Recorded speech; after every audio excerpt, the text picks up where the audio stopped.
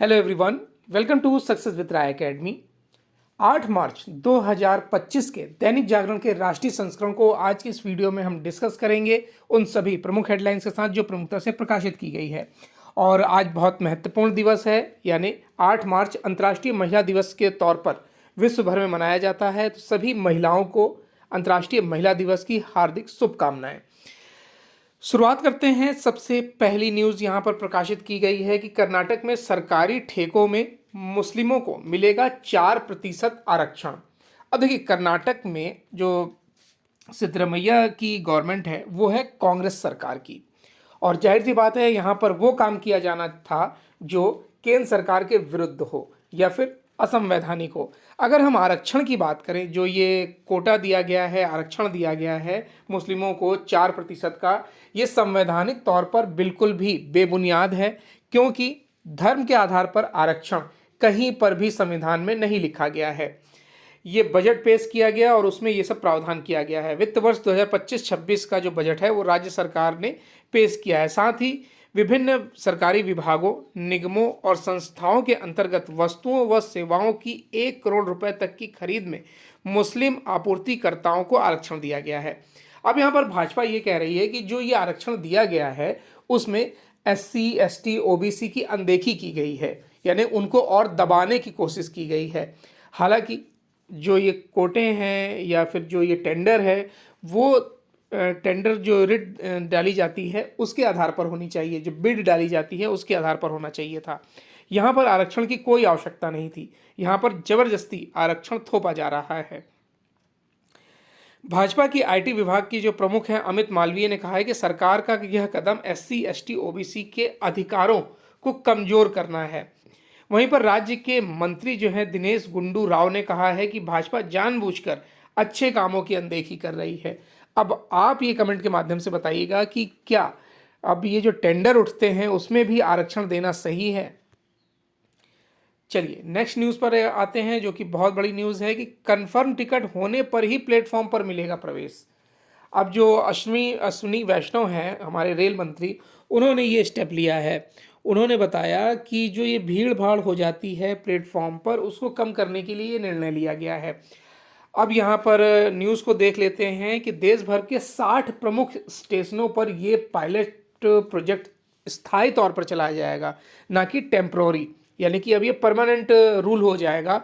और यहाँ पर ड्रेस कोड भी देने की बात की गई है। रेलवे के जितने भी कर्मचारी होंगे प्लेटफॉर्म पर, स्टेशन पर, उन्हें एक ड्रेस कोड दिया जाएगा, यानी वो उस ड्रेस कोड से पहचाने जा सकेंगे। ये पूरी कवायद हो क्यों रही है? ये पूरी कवायद हो रही है जो कुंभ में भगदड़ मची, जैसे नई दिल्ली में, प्रयाग में, या रेलवे स्टेशनों की जो स्थिति थी उसको लेकर ये किया जा रहा है।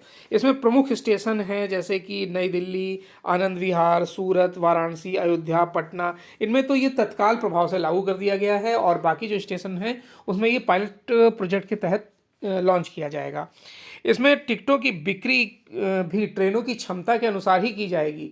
जैसे कि अभी भी होली में अगर आपको कहीं एक स्थान से दूसरे स्थान जाना है, खास तौर पर बिहार वाले रूट पर, तो आप जब ट्रेनों की स्थिति और टिकट की स्थिति देखेंगे तो वहाँ पर रिग्रेट लिख के आता है, यानी कि अब जगह ही नहीं है कि आप कहीं जा सके, यानी कि क्षमता से ज़्यादा टिकट की बिक्री हो चुकी है। तो ये भी मना किया गया है कि टिकट की भी बिक्री नहीं होगी। अब ये बताइए, प्लेटफॉर्म पर भी जाने से आप मना कर रहे हैं, जिनका कंफर्म होगा वही जा सकेंगे।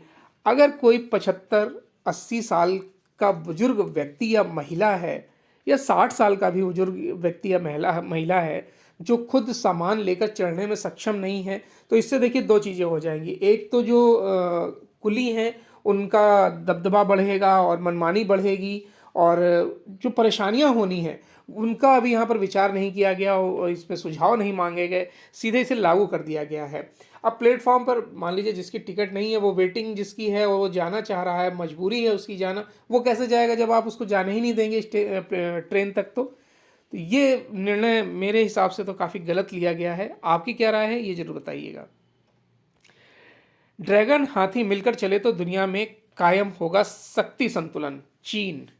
देखिए, ट्रंप की जो टैरिफ नीति है उसके बाद चीन के जो विदेश मंत्री हैं वांग यी, उन्होंने ये स्टेटमेंट दिया है और भारत से मधुर संबंधों का हवाला दिया गया है इसमें। कहा है कि द्विपक्षीय संबंधों पर नहीं पड़नी चाहिए सीमा विवाद की छाया।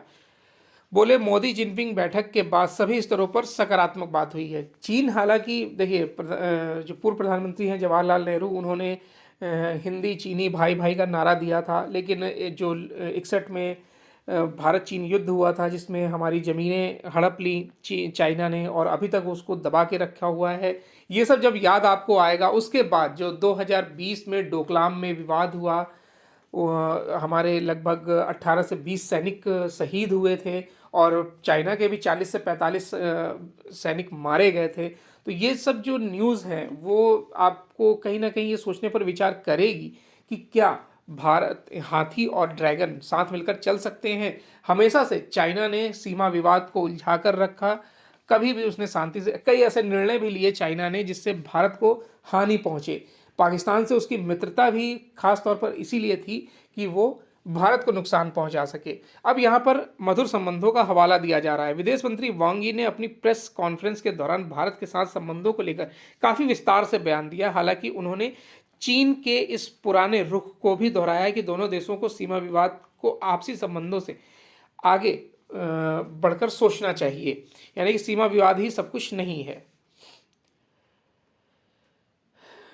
परिसीमन पर विवाद को हवा देने में जुटे स्टालिन। देखिए, हिंदी बनाम तमिल को मुद्दा बनाने की कोशिश कर रहे तमिलनाडु के मुख्यमंत्री व द्रमुक प्रमुख एम.के. स्टालिन लोकसभा सीटों के परिसीमन पर विवाद को हवा देने में जुट गए हैं। उन्होंने 6 राज्यों के मुख्यमंत्रियों, पूर्व मुख्यमंत्रियों व विभिन्न राज्यों में पार्टियों के प्रमुखों को पत्र लिखकर उनसे प्रस्तावित परिसीमन की कवायद का विरोध करने का अनुरोध किया है और इसे संघवाद पर प्रहार बताया है।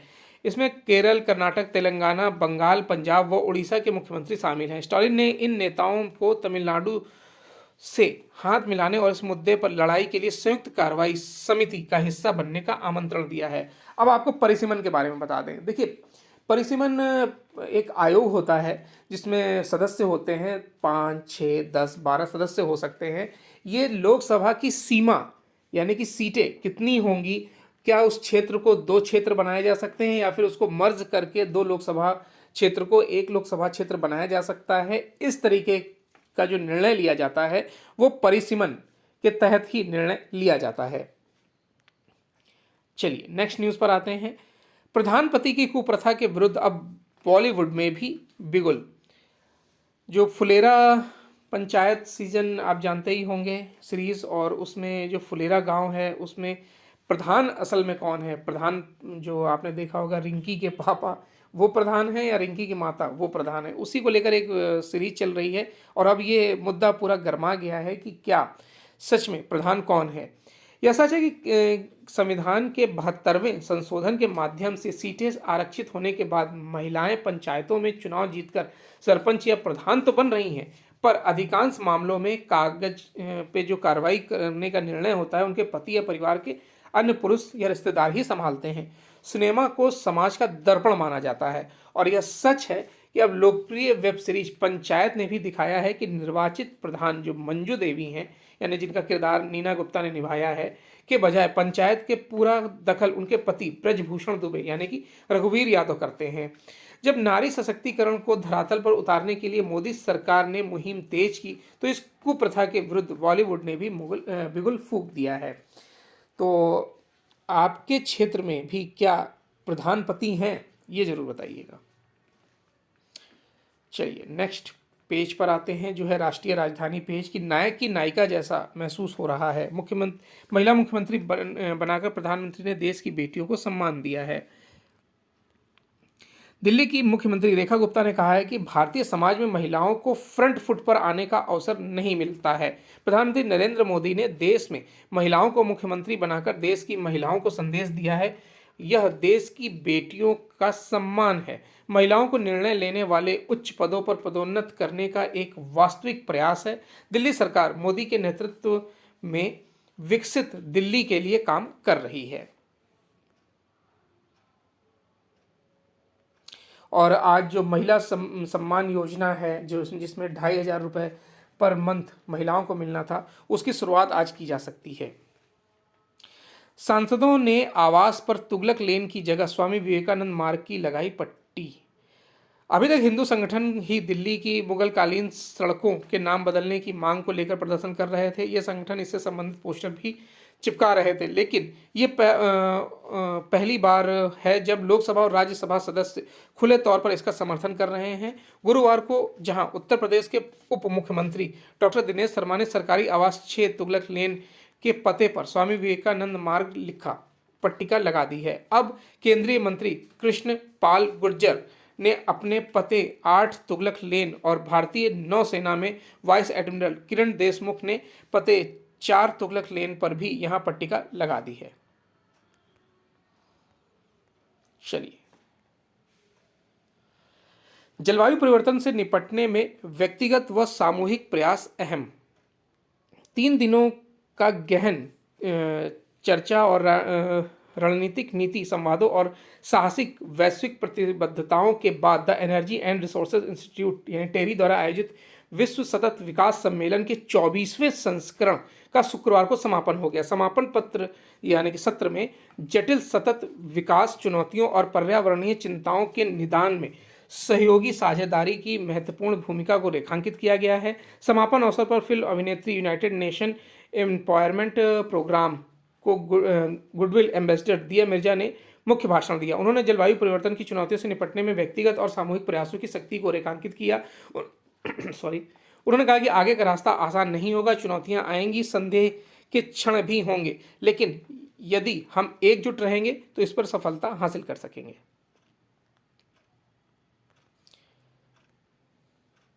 आतंकवाद की बड़ी चुनौती से प्रतिबद्धता से निपटें। विदेश मंत्री ने आयरलैंड में कनिष्क बम विस्फोट के पीड़ितों को याद किया।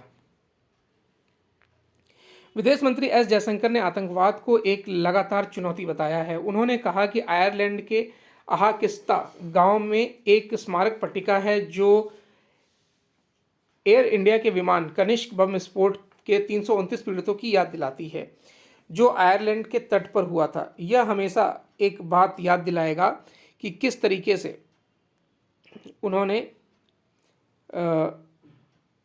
याद दिलाएगा कि राजनीति में शामिल होने को लेकर और किस तरीके से इसमें क्रूरता अपनाई गई थी, इस पर जोर याद दिलाएगा। उन्होंने डबलिन में भारतीय समुदाय के लोगों को संबोधित करते हुए कहा कि वह दुनिया भर में जहां भी जाते हैं युवा भारतीयों में कुछ कर दिखाने की प्रवृत्ति देखते हैं जो बहुत ही सकारात्मक है, लेकिन हम विश्व के प्रति कैसी प्रक्रिया देते हैं यह भी एक चुनौती है। हाल के समय में भारत ने अपने हितों की रक्षा करते हुए अपनी प्रतिष्ठा हासिल की है। वहीं चीन आक्रामकता पर विदेश मंत्रालय ने जयशंकर के हवाले से बताया कि कोविड के तुरंत बाद हमने चीन से लगी अपनी सीमाओं पर तनावपूर्ण हालात देखे हैं। बांग्लादेश में अतिवादियों की रिहाई चिंताजनक। आतंकवादी लग रहा था लेकिन अतिवादी है। देखिए, बांग्लादेश में जो स्थिति है वो बद से बदतर दिन प्रतिदिन होती जा रही है और वहाँ पर कोई रिजल्ट नहीं निकल रहा है। चुनाव की अभी कोई तिथि तक घोषित नहीं की गई है, तो आने वाले समय में हो सकता है परिस्थितियाँ और गंभीर हो जाएं, क्योंकि जो छात्र उग्रवादियों का जो संगठन था उन्होंने भी अपना एक ग्रुप बना लिया है, वो भी शायद चुनाव लड़ सकते हैं, लेकिन वहाँ पर अभी लोकतंत्र की बहाली दूर की कौड़ी लगता है। यहाँ पर स्टॉलिन का बयान है जिसको अमित शाह ने आड़े हाथों लिया है। भारत T-72 टैंकों के लिए रूसी इंजन खरीदेगा और 24.8 करोड़ डॉलर का ये करार किया गया है। भारतीय T-72 टैंकों के लिए रूस से इंजन खरीदेगा। रक्षा मंत्रालय ने T-72 टैंकों के लिए इंजन की खरीद के लिए रूस की सरकारी कंपनी रोसोबोरोन एक्सपोर्ट के साथ 24.8 करोड़ अमेरिकी डॉलर का समझौता किया है। सौदे के तहत रूसी कंपनी चेन्नई के अवाडी स्थित भारत की सरकारी कंपनी आर्म्ड व्हीकल निगम लिमिटेड की प्रौद्योगिकी का हस्तांतरण भी करेगा।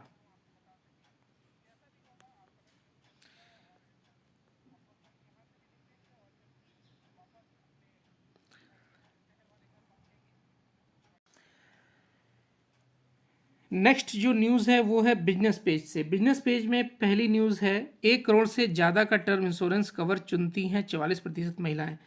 ये न्यूज़ इंपॉर्टेंट नहीं है, इसको स्किप करेंगे। मांग व आपूर्ति का अंतर भी बढ़ा रहा दाल संकट।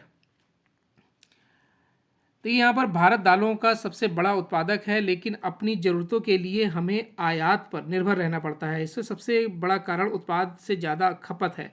घरेलू उत्पाद के लगभग एक चौथाई दाल का आयात करना पड़ता है। वर्ष 2014-15 में भारत ने 174 लाख टन दाल उत्पादन किया था, पर खपत हुई थी 227 लाख टन, लगभग 52 लाख टन ज़्यादा। पिछले 3 वर्षों में दाल का उत्पादन बढ़कर 275 लाख टन के आसपास रहा है। फिर भी 60 से 70 लाख टन प्रति वर्ष दाल की अतिरिक्त जरूरत पड़ रही है। यहाँ पर शेयर मार्केट की न्यूज़ है।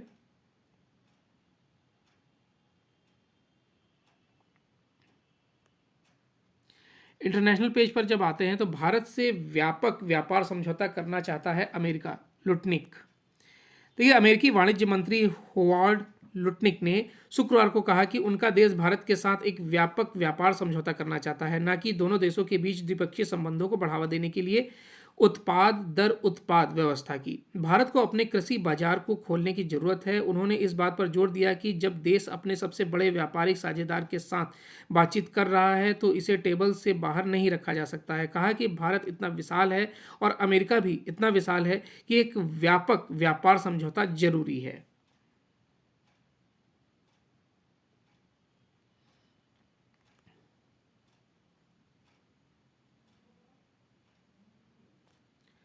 नोबेल शांति पुरस्कार के लिए ट्रंप समेत 338 दावेदार। अमेरिका के राष्ट्रपति डोनाल्ड ट्रंप को इस बार नोबेल शांति पुरस्कार के लिए फिर नामित किया गया है। उन्हें पिछले साल भी शांति पुरस्कार के लिए नामित किया गया था। दूसरी बार अमेरिका के राष्ट्रपति चुने जाने के बाद से ट्रंप विदेशी नीति संबंधी कई फैसले ले रहे हैं, जिसका असर पूरी दुनिया पर निश्चित तौर पर पड़ रहा है। लेकिन 3 वर्षों से जारी रूस यूक्रेन युद्ध को समाप्त कराने और इजराइल हमास संघर्ष समाप्त कराने को लेकर जिस तरह से वह प्रयास कर रहे हैं, उसे देखते हुए ट्रंप को नामित किया जाना महत्वपूर्ण है।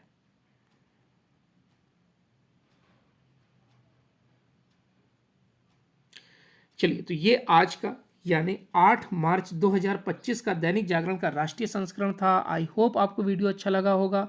अगर वीडियो अच्छा लगा हो तो लाइक और शेयर कर दीजिएगा। वीडियो देखने के लिए बहुत बहुत धन्यवाद।